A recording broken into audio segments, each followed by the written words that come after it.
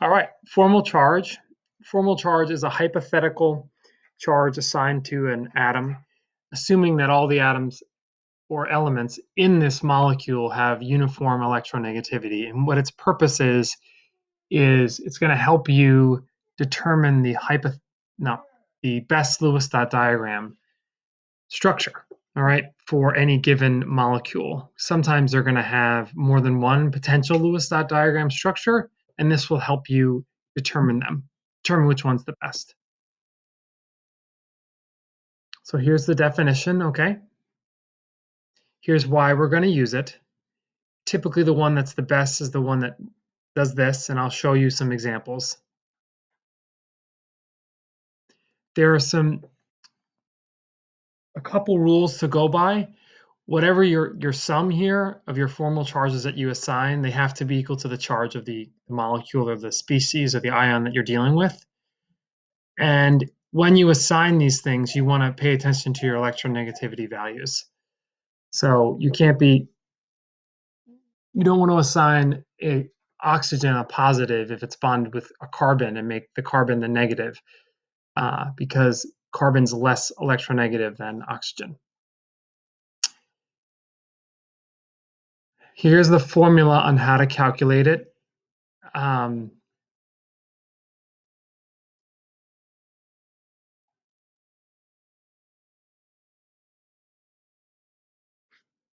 I'd need to consider the number of valence electrons for carbon, that'd be 4. And then I take the non-bonding electrons, that's these guys, and I'm going to minus that, so that's 2, plus the number of half these, so it has 2 bonds, so that is 2. So this formal charge for this carbon atom would be 0, because I've got carbon's valence electrons is 4. Its non-bonding are here. It's got 2 of them. And I add the half to the bonds that they're making. All right, now let's go through some examples of how to assign formal charge. This is sulfur dioxide, and this is its resonance. Now with formal charge, you have to do each element individually, because you'll notice each element has a different set of bonds. So we're going to start with sulfur. It's the same for both molecules. How many valence electrons does sulfur have? Well, sulfur is in group 16, so it has 6. Then I need to consider how many electrons it has. In each of these molecules, it has 2 that are assigned to it. So that's 2 plus 3, all right? So that gives sulfur a charge of +1, all right? Now you see there I've assigned the formal charge there. Now the oxygen. Now the single bonded oxygen has a valence of 6 because it's also in group 16. It has 6 electrons that have been assigned to it and 1 from a bond. So that would give this guy a charge of -1. All right, as with this guy over here, this oxygen there. All right, now the double bonded oxygen, this one, it's going to have the same number of valence, and this has 4 electrons assigned to it, added 2, so it has a 0. Okay, now these are the formal charges, and you can see that they add up to the overall charge of the molecule, which is neutral. SO2 doesn't have a charge. It's not an ion. And therefore this follows our rules. Now, one thing just to remember, this number of valence electrons doesn't come from the picture, it comes from its position on the periodic table.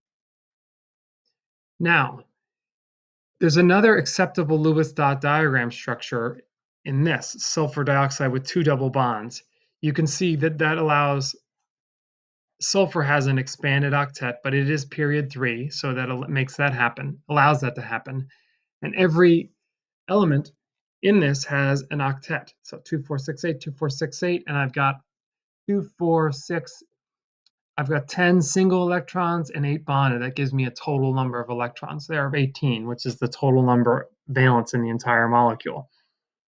So we'd want to check the formal charges. We just did oxygen here, and that equaled 0. We need to know what's the sulfur's formal charge in the middle. All right. Well, sulfur's got 6. It's got 2 that assigned to it plus 4, because each one of these would count as 1.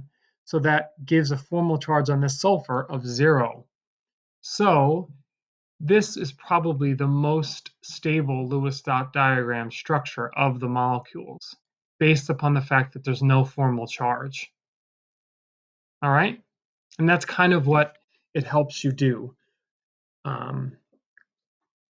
What formal charge allows you to do is to sort of pick the one that works best. Here's another example of this, and this has to do with carbon dioxide. There are 2 acceptable Lewis structures if you follow the rules. Here they are.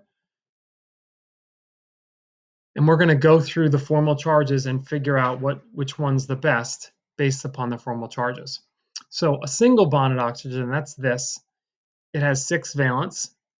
It's got 6 electrons that are assigned to it, 1 from this. So that's a total of 7. So 6 minus 7 gives you a negative 1. All right. The double bonded, that's these 2. We have 6 per valence. They each have 4 that are assigned to it, and they each take 2.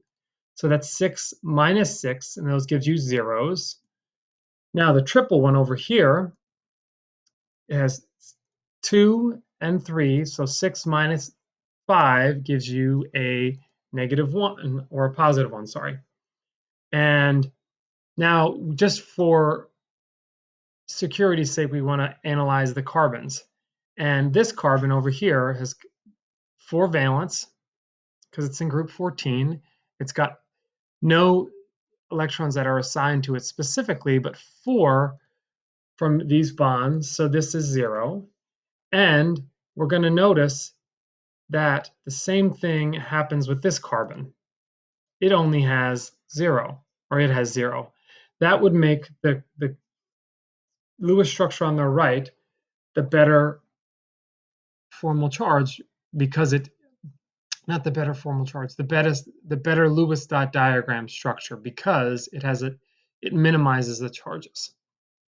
All right, I hope this has been helpful, and let me know what I can do to help you out. All right.